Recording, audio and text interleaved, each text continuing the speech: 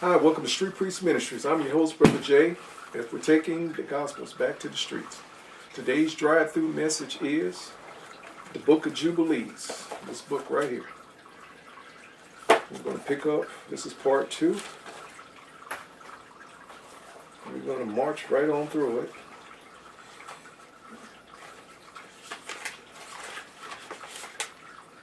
God commands the angel to write. That's where we left off.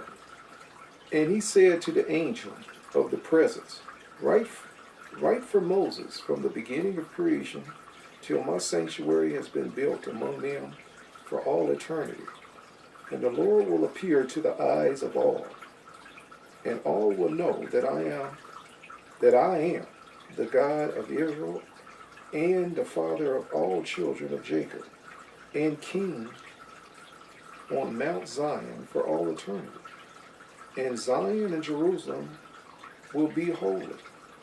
Verse 29. And the king and the angel of presence who went before the camp of Israel took the tables of the division of the years from the time of the creation of the law and of the testimony of the weeks of the Jubilees according to the individual years, according to all the number of the Jubilees, according to the individual years, from the day of the new creation, when the heavens and the earth shall be renewed, and all their creation according to the powers of heaven. He's saying that these records are going to be kept until the very end of time. God's laws don't change. Even though man changed God's laws, God's laws don't change. But these records are to be kept, and he's going to create a new heaven and a new earth. You read about that in Revelations.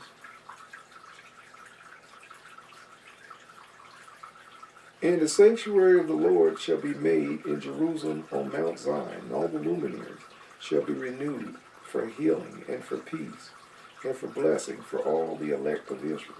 And thus it may be from that day until all the days of the earth. So he's saying, when I come down, I'm going to restore things. And that's when God came down and visited Moses and gave the law.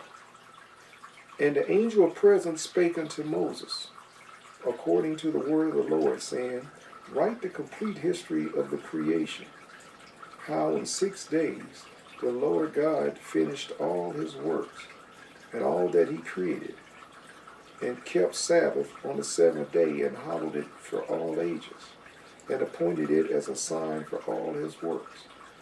For on the first day he created the heavens, which are above, and on the earth, and the waters, and all the spirits which serve before him, the angel of the presence, and the angels of sanctification, and the angels of the spirit of fire, and the angels of the spirit of the winds, and the angel of the spirit of the clouds, and of darkness. Now, we read the book of Enoch, and it said the same thing, that angels are assigned to everything. The luminaries, the weather. God's a God of order. And the angels of the spirit of cold, and the angels of heat, and of winter, and of spring, and of autumn, and of summer, and all the spirits of his creatures which are in the heavens and on earth he created, the abysses, bottomless pits, and the darkness, eventide and night, and light, dawn and day, which he had prepared in the knowledge of his heart. God thought it up and spoke it forth. See, I don't have a problem with creation. None whatsoever. There's no way I could believe that out of chaos came order. That's just not even scientific. Even scientists, you have a Genesis. Scientists believe that. That's not even good science. That's a hocus pocus. Really grasping at straws, faith. To believe, oh, there's order. How complicated the human body is. You just study anything. You want to study the eyeball, study the blood. you're about a God, divine, intelligent design. There's no way. The precision of this universe, like a Swiss clockmaker's clock or watch. The way everything is synchronized.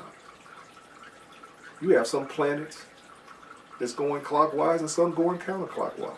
So that destroys evolution on its face. There's a lot of laws that God destroys when you're talking the reason of men with his creation. It don't make sense. Don't make sense how a bumblebee can fly. You can go on and on. I mean, it's a myriad of things that, you just trust God. God said, very simple, in Genesis, I don't have a problem with it. God spoke. Just simple childlike faith. And I'm a logical thinker.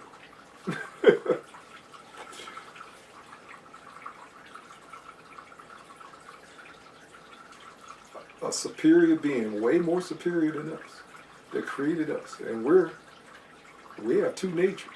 We have an earthly nature, terrestrial nature, and a celestial nature, a spirit nature that's inside us, a soul. A living man inside this man's, but this is just a shell. And there's scientific proof of that. It's been proven that we have a soul. Scientists did more to prove God's word lately, especially archaeology and science, than anything. Archaeology and science have been proving God right. God said, and God kept it very simple. The earth is the center of this universe. And everything in the expanse, God called it the expanse. Scientists agree now. The galaxies are pushing out, expanding. Just like God said. It's just said it's simple. Expect you to believe it. A lot of things he just said it's simple. God created the stars. That's all you got. That was no big deal. And man's been up there trying to count them ever since. Been on, got his telescopes and everything out in outer space. Sending satellites out there trying to view, and everything is centered here. We've only explored maybe, I think, 7% of the body's oceans. There's things under the ocean. They're discovering new creatures all the time, new life forms all the time. Man is constantly discovering new animals, new life. To show you how vast God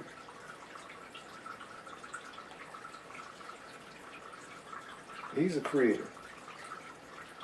He created the abysses and the darkness, eventide and night, and the light, dawn and day, which he had prepared in knowledge of his heart. And thereupon we saw his works and praised him, and lauded before him on account of all his works. For 7 great works did he create on the first day. 7 great works he created on the first day. And on the second day he created the firmament in the midst of the waters. And the waters were divided. On that day, half of them went up above. Now there was a lot of volume of water to cover the earth. There's places that rain a lot longer than 40 days just in the Amazon and in the tropics. Rains like half the year sometimes. It ain't flooded anything. So obviously there had to be a huge volume. Bob was telling me, the Book of Jubilees, it said the same thing in Enoch too. The Book of Jubilees is telling you the same thing. It said the same thing in Genesis. That there was a body of water above and a body of water beneath. That explains why everything was so huge and why scientists are so confused talking about millions of years. No, it wasn't no millions of years ago that the flood happened. In a few thousand years. Maybe within 5,000 to 6,000 years.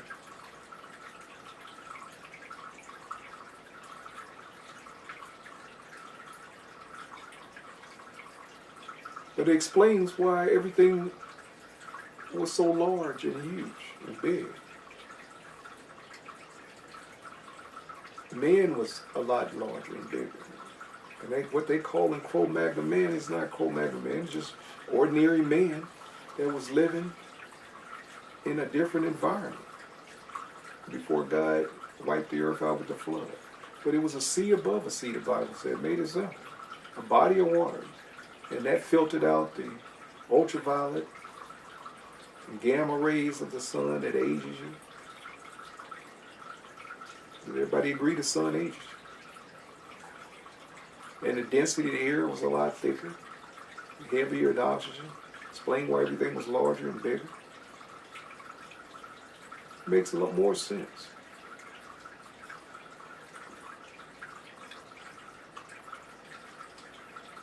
I'm not going to give you a science lecture, but it makes more sense the way the Bible explains it than the bonehead evolutionists, old knuckle draggers. And that was all fraud. There's no proof in science that man, that he skipped genetic wise. He went from a monkey to a man, or went from a lizard to a lion. God said it's simple. Everything had its seed within itself. The only thing is, during the antediluvian, pre-flood time, it was just larger, that's all. Same animals, same everything, just larger. Everything was huge. Monster-like size. But this is why. And the Bible said the same thing in the Book of Jubilees. And on the second day he created the firmament in the midst of the waters, and the waters were divided.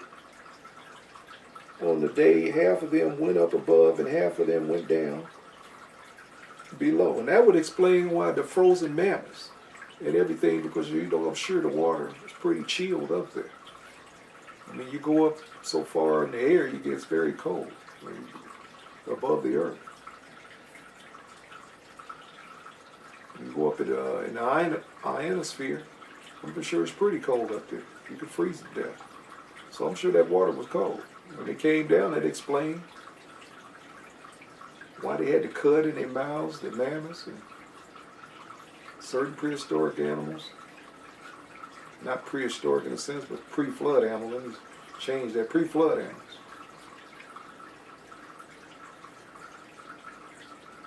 Why they were frozen, it makes more sense.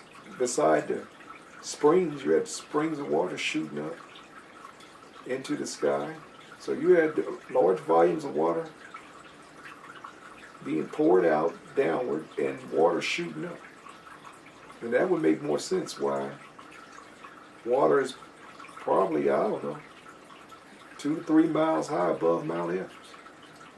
Approximately. Tallest mountain in the world. Why they found seashells. Proves God's word's right. Plankton and seashells and sea life on top of Mount Everest. At the very top. And that's on mountains around the world. And then the Sahara Desert, you find in whale bones. Wouldn't make no sense for having no whales out in the desert. So that blows apart all that BS. Evolutionary bonehead theories of Darwin and his cohorts, which he stole anyway. He plagiarized his theory from a dying physicist in Brazil. Can't remember the guy's name offhand. It'll come to me probably later.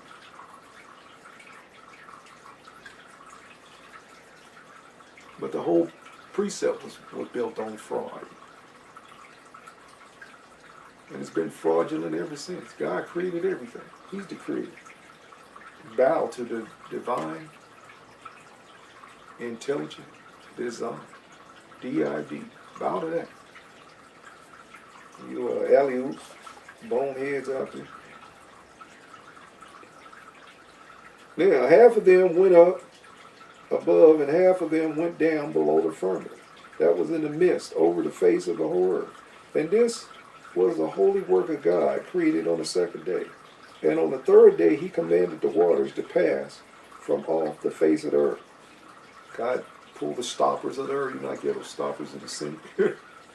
to drain the water. We have plenty of water. The water table is around this world. This earth is full of water. There's no dearth of water. That's all a bunch of lies too, being told. There's water in the Sahara Desert. They're called oases. They're called oases. There's water everywhere. We got plenty of water in this earth. That's a lie. Plenty of land on this earth for everybody to live. That's a lie. You could put the whole world's population, approximately 7.5 billion people, in Texas.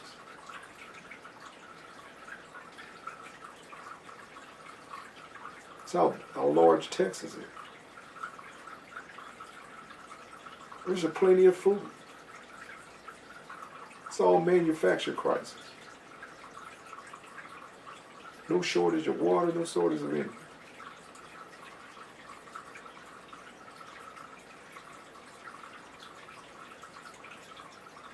You can go in your backyard and drill down so many feet, for sure you'll run into a water spring. There's water everywhere in this earth. Or else how would the plants be survived? All the trees growing. You gotta use common sense. Don't believe the hype and the lies. And this was the only work God created on the second day. And on the third day he commanded the waters to pass from off the face of the whole earth into one place, and the dry land to appear. And the waters did so as he commanded them. And they retired from off the face of the earth into one place outside of this firmament, and the dry land appeared. And on that day he created for them all the seas. All the seas that you see God created, oceans, everything, according to their separate gathering places, and all the rivers, and the gathering of the waters in the mountains, and on all the earth, and all the lakes, and all the dew of the earth, and the seed which is sown, and all sprouting things, and fruit-bearing trees, and trees of the wood, and the garden of Eden, and in Eden, and all the plants after their kind. These four great works God created on the third day. And on the fourth day he created the sun, and the moon, and the stars. See, I just threw it in there, and the stars. Like no big deal. Billions and billions, trillions, maybe, of stars. It's like trying to count the sand of the sea of the earth. Counting them stars. God did that. That's how vast, how great our God is. He created the sun and the moon and the stars, and set them in the firmament of the heaven to give light upon all the earth, and to rule over the day and night, and divide the light from the darkness. And God appointed the sun to be a great sign on the earth for days, and for Sabbaths, and for months, and for feasts, and for years, and for Sabbaths of years, and for jubilees, and for all seasons of the years. And it divided the light from the darkness, and for prosperity, that all things may prosper, which shoot and grow on earth. Without the sun, this would be a very, very cold place in outer space. We'd freeze to death. We'd have a serious ice age. Everything would die. God made the sun. That's another thing. The bonehead scientists that's teaching their bonehead theories in our schools and turning the kids into boneheads. The sun is situated just right, within fractions of being too close or too far away. We either freeze or we bake to death. That's how you know God did this. Everything's perfect. And the scientists know this. They're just deceiving many. They're following Lucifer. Satan is their God, the father of lies. The wannabe Jew. Wish he was God. And left heaven so he could play it down here.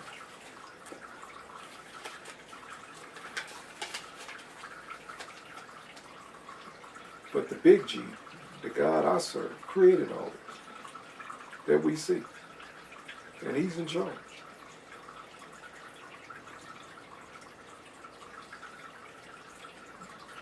But yet you have this poison that's being taught in our schools.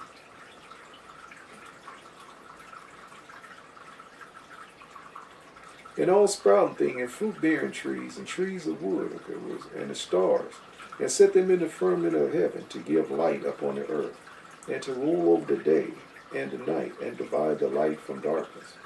And God appointed the sun to be a great sign on the earth for days and for Sabbaths and for months, and for feasts and for years, and for Sabbaths of years, and for jubilees, and for all the seasons of the year. And it divided the light from darkness, and for prosperity, and that all things may prosper, which shoot and grow on the earth. These three kinds he made on the fourth day. And on the fifth day he created great sea monsters. Great sea monsters. Pay close attention. In the depths of the waters. They got things down there that's drug down the whole ships. I mean, if you were just to see a giant octopus or a squid, it'd make you scream in terror. That's a monster. Some of the whales, the sperm whale, and blue whales, orca the killer whale.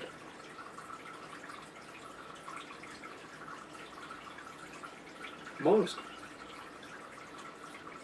It's God's monsters. I got a video called God's Monsters. Yeah, I did that video. I go into detail in the Bible and show the guy who created even dinosaurs and everything else they run around trying to claim. And it divided. Where was I with the monsters? He created great sea monsters in the depths of the water. For these were the first things of flesh that were created by his hands, and the fish and everything that moves in the waters, and everything that flies, the birds and all their kind. How great our God is, the creator of. And the sun rose above them to prosper them, and above everything that was on earth, everything that shoots out of the earth, and all fruit-bearing trees, and all flesh. These three kinds he created on the fifth day.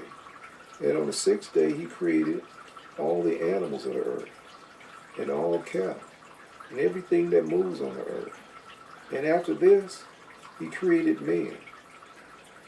A man and a woman he created, he them, and gave him dominion over all that is up on the earth. He made us little g's of the earth till we sold out to Satan. We were the little g's. We were the gods of this earth. The little God. As long as we recognize the big God and then get out of our box and continue to worship him and praise him. He let us lord over this. Over the animals, everything. Adam named all the animals. Every single animal. Everything created, God let Adam, brought it to him to see what he would name. Just to prove my point. And in the little, if you was to read the little, it gave him a little bit of whatever he said you're a brown bear. And there was a brown bear, and you're a Kodiak bear. And you're a black bear, and you're a polar bear. He named everything. You're an otter. You're a beaver. And they took on those characteristics of that name. Little G's down here. Very pregnant with meaning in it little. Right? You're an eagle bird. You're a sparrow bird. You're an ostrich bird.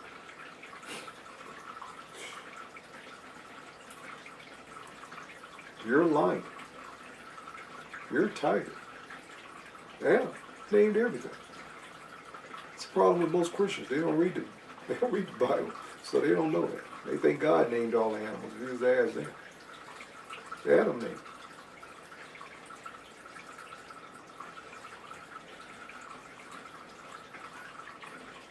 All right. His hands, the fish, and everything that moves in the waters, and everything that flies, the birds, and all their kind. And the sun rose above them to prosper them, and above everything that was on earth, everything that shoots out of the earth, and all fruit-bearing trees, and all flesh. These three kinds he created on the fifth day. And on the sixth day he created all the animals of the earth, and all the cattle, everything that moves on the earth. And after all this, he created a man. A man and a woman created he them, and gave him dominion over all that is up on the earth, and in the seas, and upon everything that flies, and over beasts, and over cattle, and over everything that moves on the earth, and over the whole earth. And over all this he gave him dominion. Dominion. The capacity to rule. He gave him authority. Oh, dominion. The animals were subject unto him. Everything. Everything was subject to Adam. To Adam fell. And everything turned against him. Pretty much. Maybe except the house, dog, and cat. Domestic dog and domestic cat, everything. I don't trust any tiger, lion, or anything else as a pet. A lot of people found out the hard way. They had them for years. The monkey, everything else, ripped people's faces all over. That was a so-called pet. That's why it's called a wild animal. A dog and a cat is domesticated dog and cat is as close as we should get. Maybe a hamster, I don't know. And trust snakes either.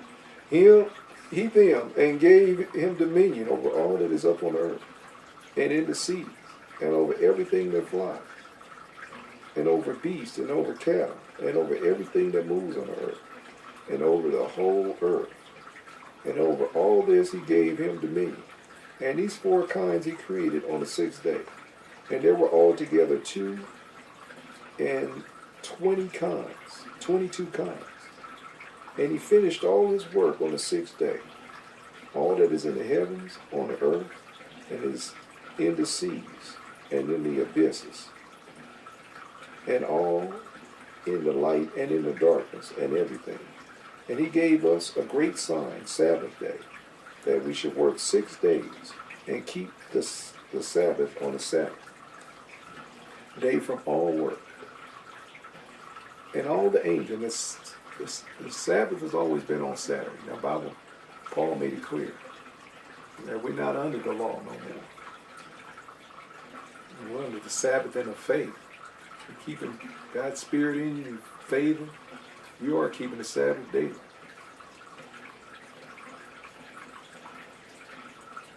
That's the new covenant, the New Testament. Paul was chose to unpack it for all those Sabbateers out there that's trying to beat us over here. Yes, Saturday is the Sabbath. Sunday is a pagan Sunday worship. Rome brought us this. Constantine and the gang.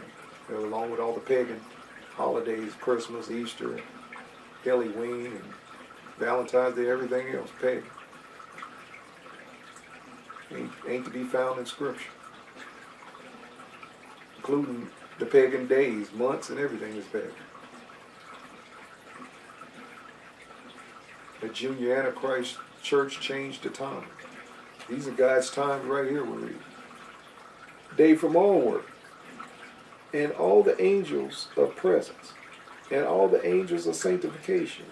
These two great classes he hath hidden us to keep the Sabbath with him, in heaven and on earth. If you're in Christ, the Bible said we're seated in heavenly places. We are Sabbath. You're in faith. Our faith and apostle, please God. You are Sabbath. All the law was in Christ. We're keeping the law. If we're in Christ. Christ is in you, you in Christ. You got God's Spirit in you in Christ. God ain't interested in outward performance anymore. That didn't work the first time. And all the angels are present. The Bible says, Jesus said, he that worship my Father in heaven must worship him in spirit and in truth. Not on ritualistic keeping of days, moons, and all that. It was the Old Testament. And all the angels of the presence, and all the angels of sanctification, these two great classes, he hath hidden us to keep the Sabbath with him, in heaven and on earth. And he said unto us, behold, I will separate unto myself a people from among all the peoples. Now all the nations of the earth, he separated the children of Israel, the nation of Israel. He hath hidden us to keep the Sabbath with him in heaven and earth. And he said unto him, behold, I will separate unto myself a people from among all the peoples, and these will keep the Sabbath day, and I will sanctify them unto myself as my people, and will bless them, as I have sanctified the Sabbath day, and do sanctify it unto myself. Even so shall I bless them, and they will be my people, and I shall be their God. And it was Abraham in his lineage. Now we're in Abraham's seed if we're in Christ. I don't know if you know that. We're a wild branch grafted on. We're heathens and pagans. But as the church, we're the wild, called the wild branch, grafted into Abraham's seed, his promise.